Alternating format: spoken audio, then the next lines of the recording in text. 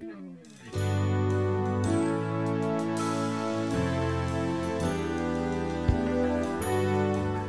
good day to one and all. My name is Jeff Hausman, and I'm a CPA and managing member and member in charge of audit services of Pereira, Hamilton, Hausman & Wood, a local CPA firm located here in Nashville, Tennessee. I'm here today to give a brief report on the audits we perform for Mount Zion Baptist Church's financial statements. But first, I'd like to tell you a little bit about our firm. PAHH&W was established in 1962 by Mr. William Pereira, making us the second oldest local accounting firm here in Nashville, Tennessee. We are licensed by the state of Tennessee and are a member of the American Institute of Certified Public Accountants. We participate in the AICPA peer review program, which requires an independent outside review of our audit and a test practice every 3 years. We have received unqualified or clean opinions on our practice of performing audits every review period.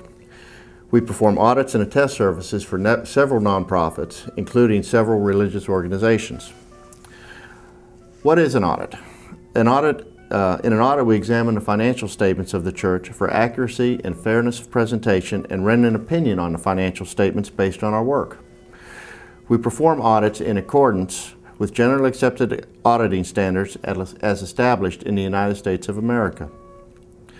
They require that we plan and perform audits to obtain reasonable assurance about whether the financial statements are free of material misstatement.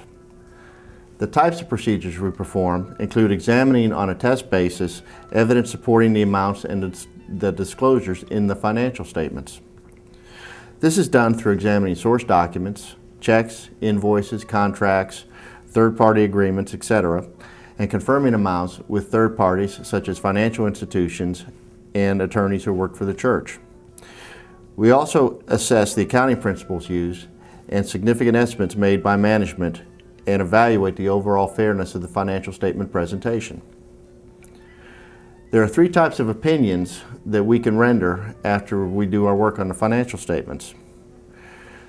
The first one would be an adverse opinion, where we would say that it is not in conformity with the stated accounting principles, and the statements are not presented fairly. The second one would be a qualified opinion, which means that there is a specific variance in the presentation of the financial statements with the accounting principles used.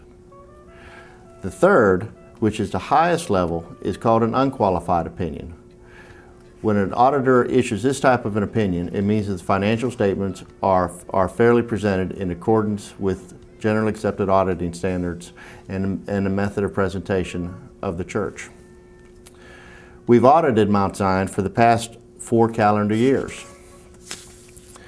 And in each of those years, I'm pleased to announce that we have issued unqualified opinions for each and every year, which again is the highest level that you can receive, and as we use in layman terms, is a clean opinion. During the audits, we found management to be very forthcoming and cooperative, and we have had no significant difficulties or disagreements with management during our audit periods. In performing the audit, we are required to consider internal control over financial reporting as a basis for designing our audit procedures that are appropriate in the circumstances. But we do not express an actual opinion on the effectiveness of the church's internal control over financial reporting. However, through the course of our audit procedures, we did identify certain areas for management for improvement in internal control and have relayed those recommendations to management. Management has continued to improve their internal controls and has communicated to us that this is a priority in their stewardship of the church. As an example, one of our recommendations was to establish an independent financial advisory board, which has been accomplished by the church. Management has communicated to me that our audit report is available on Mount Zion's website for your review. I encourage you to go to the website and review the report. I want to thank you for the pleasure of visiting with you today and for the opportunity and for your time and attention. Thank you very much.